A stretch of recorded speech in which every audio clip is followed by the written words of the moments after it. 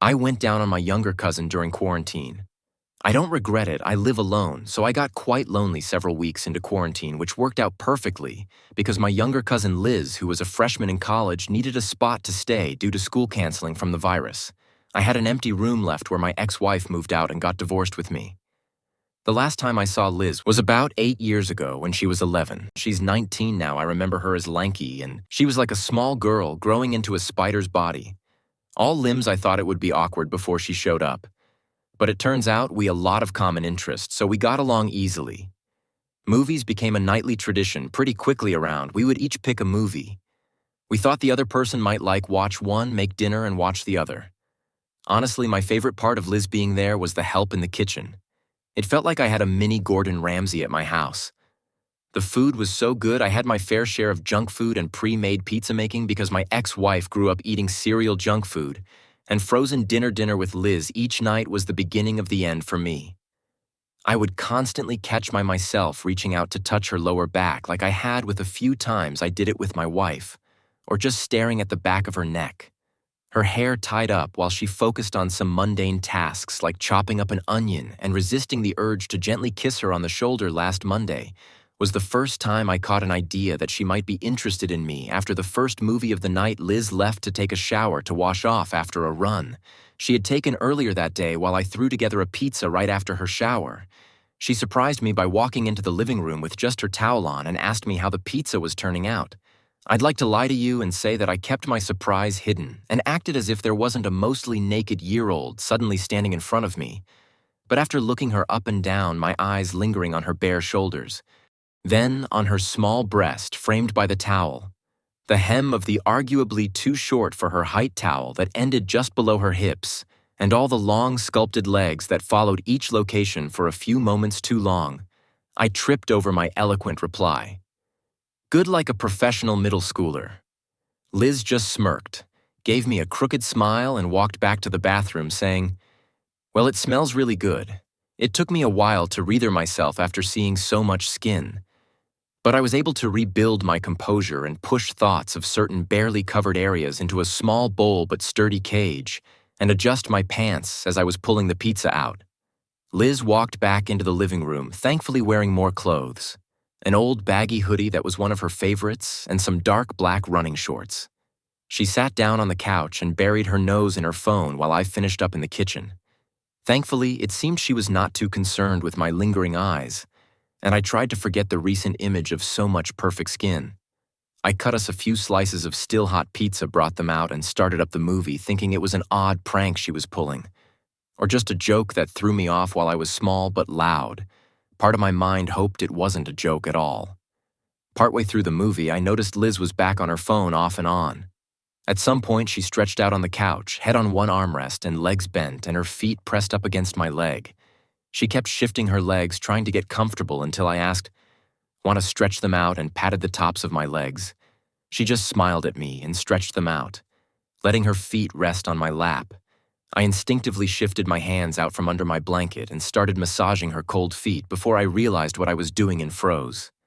I slowly looked over and saw her staring at me, a questioning but not uncomfortable look on her face. I used to massage Nicole's ex-wife feet all the time like this. Just instinct, sorry. And I started to desperately search for a new place for my hands. Liz spoke up for the first time since the movie, started laughing a little as she spoke. "I don't mind at all, it actually feels really nice. I went on a long run while you were at work, so you won't hear any complaints from me." And so I kept massaging her feet, listening to her breathing and paying almost no attention to the movie. Eventually, her feet were as warm as my hands, and I started moving down her lower legs, giving her calf some attention. This elicited a light moan from Liz, and she said, "Why wouldn't Nicole leave this?" I'm sure it was louder than she expected because I saw her head shoot up and look at me to see if I reacted. I just glanced over and gave her a weak smile but didn't comment. I could feel her tense under my touch, though she felt bad for saying it. I turned the movie down a little and said without looking over, "She and I just wanted different things. I don't mean to overshare, but we both wanted kids. And it turns out that I can't. We talked about adoption, but after a while I could tell she wanted her own kids. I felt like it was a sign that we should adopt, and she very much didn't." We found out about a year ago, and that was kind of the beginning of the end. It was pretty quiet for a while as we both just quietly watched the rest of the movie, and I continued rubbing her feet and legs. The movie ended and credits were scrolling when Liz pulled her feet off my lap and sat up, stretching long arms arching above her tiled back head. Her neck incredibly exposed and amazingly bare in the low light of the mostly dark living room. With her hair and her braid behind her head, she stood up, shuffled over closer to me and sat down, our legs touching through the blanket I still had over my leg without looking over to me. Just looking forward, she said, "I'm really glad you're letting me stay with you. It's nice being in a peaceful place for once, and I'm sorry I made you think about Nicole. I really didn't mean to." I brushed it off and told her to not worry about it. We sat in relative silence as the credits scrolled. Just the music behind the credits filled the void, but it was strangely peaceful. We didn't need to fill the silence, and it was really nice just sitting with someone who clearly cared. Eventually, Liz broke the silence, shifting in her seat and turning to face me directly.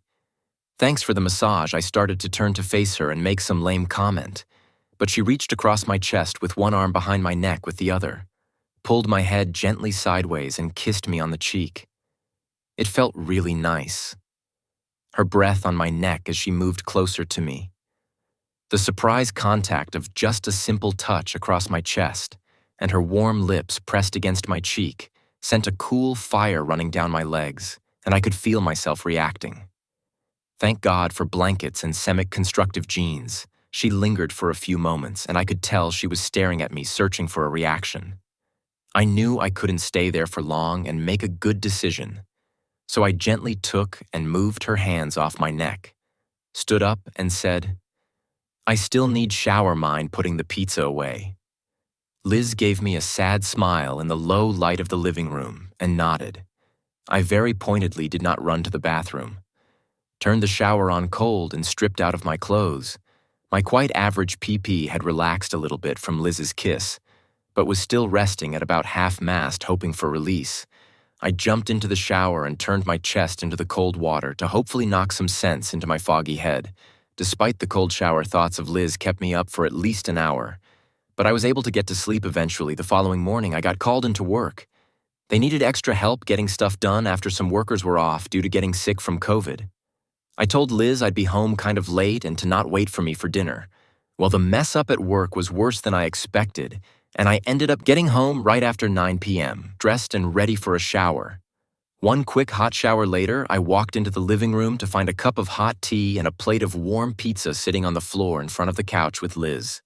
Sitting on the couch behind, I thought to myself, she is such wifey material, but had to remind myself, this is my cousin.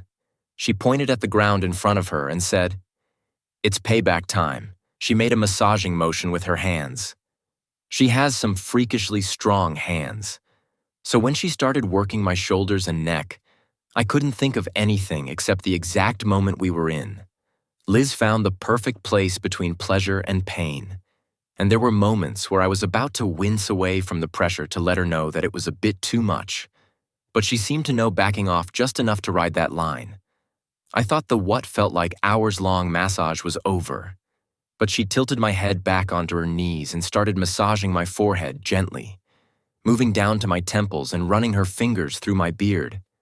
Guys, it was heaven on earth.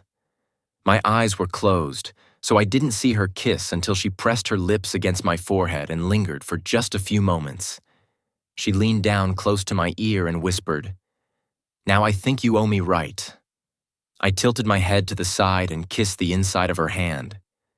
"Yeah, I guess I do." I watched her ass bounce just a bit in her running shorts as she walked down the hall towards her bedroom. I thought about Liz in a new light.